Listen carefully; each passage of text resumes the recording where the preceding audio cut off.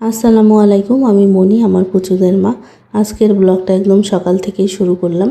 তো বাসায় আসার পর থেকে দেখতেছি রাতে বৃষ্টি আর দিনে সারাদিন রোদ। তো এরকম আবহাওয়া মোটামুটি আমার ভাল লাগে, যদিও আমার রোদ খুব কম পছন্দ, কারণ রোদ দেখলেই আমার মাইগ্রেনের ব্যথা বাড়ে মনে হয়। তারপরে হচ্ছে রাতে বৃষ্টি হচ্ছে, সকালে রোদ, এটাতেও ভাল লাগে। তো ওই যে গত ভিডিওতে দেখাইছিলাম কাঠের ফার্নিচারগুলো সব তেল দিয়ে মুছে নিয়েছি। তো আজকে দেখেন একদম ফার্নিচার মোছা শেষ, কাপড় চোপড় ধুয়ে শুকায় এনে আবার হচ্ছে পেতেও দিছি।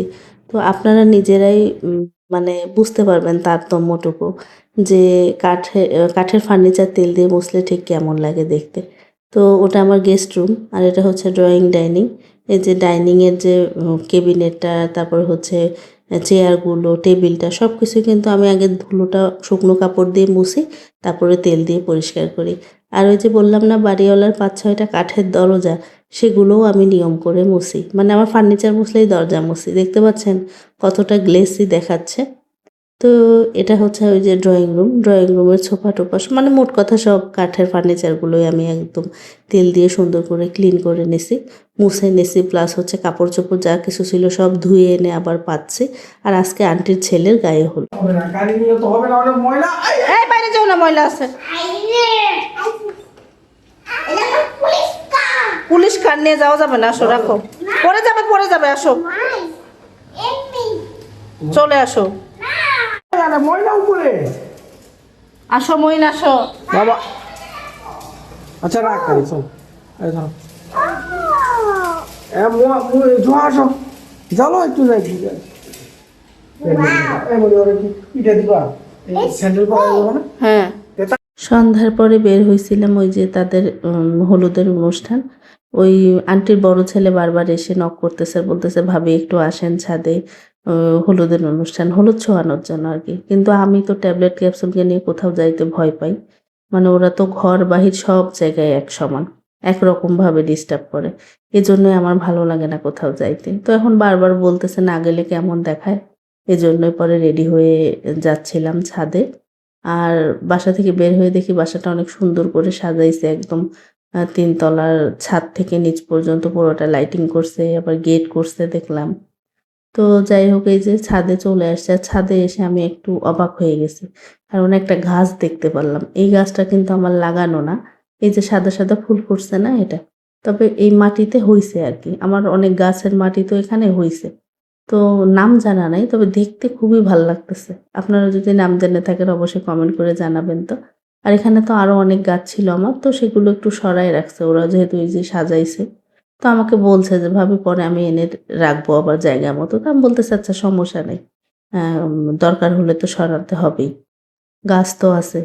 তো যাই হোক, আমি এইটা দেখতেছি বারবার, আমার এত ভালো লাগতেছে যে এমনি এমনি একটা গাছ হয়েছে, আবার সেই গাছে সুন্দর ফুলও হয়েছে।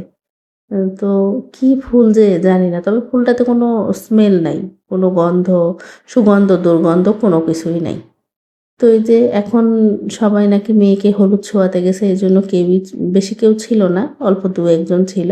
তো এই সুযোগে আমরা একটু যাই হোক উপরে উঠে কয়েকটা ছবিও তুলে নিলাম। আর আমাদের আসলে আমার ম্যাচিং ড্রেস পরতে খুব ভাল লাগে। আমার 95% ড্রেসই আমাদের ম্যাচিং কম্বো আর কি। তো উম আমার হাসব্যান্ড এগুলোতে এত মানে ইন্টারেস্টেড না, কিন্তু আমার ভাল লাগে আর কি। আমাদের যেকোনো ড্রেস হলে আমি হচ্ছে সবার সাথে একটু ম্যাচিং করে, মানে আমার ট্যাবলেট ক্যাপসুল, আমার মেয়ে, আমার হাসব্যান্ডের ম্যাচিং করে পরে হচ্ছে করি। তো এই যে হলুদের অনুষ্ঠান শুরুও হয়ে গেছে। হলুদ ছোঁয়াচ্ছে সবাই। আমিও একটু ছোঁয়ায় আসছি। আর ট্যাবলেট সবকিছু দেখতেছে, আর মানে ও এমনভাবে দেখতেছে। ও তো আসলে এত কাছ থেকে কখনো হলুদ বিয়ে অনুষ্ঠানে এত কিছু দেখেও নাই, এত বুঝেও না। মানে দেখতেছে আর এক্সাইটেড সে। মোট কথা মজা পাচ্ছে আর কি। তো তারপরে বাসায় এসে আমি হচ্ছে ভাবতেছি কি রান্না করব।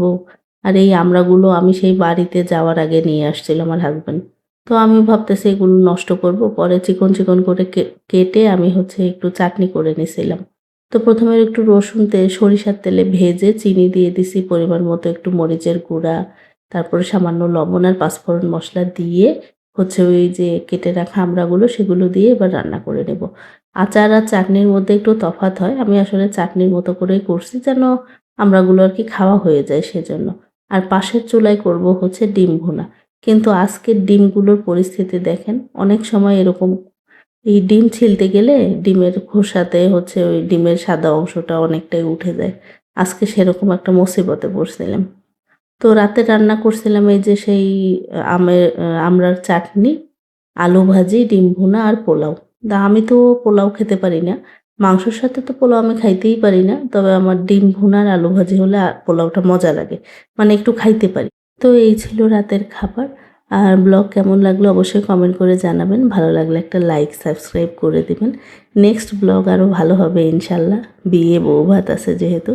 সবাই ভালো থাকবেন আজ এই পর্যন্তই। আল্লাহ হাফেজ।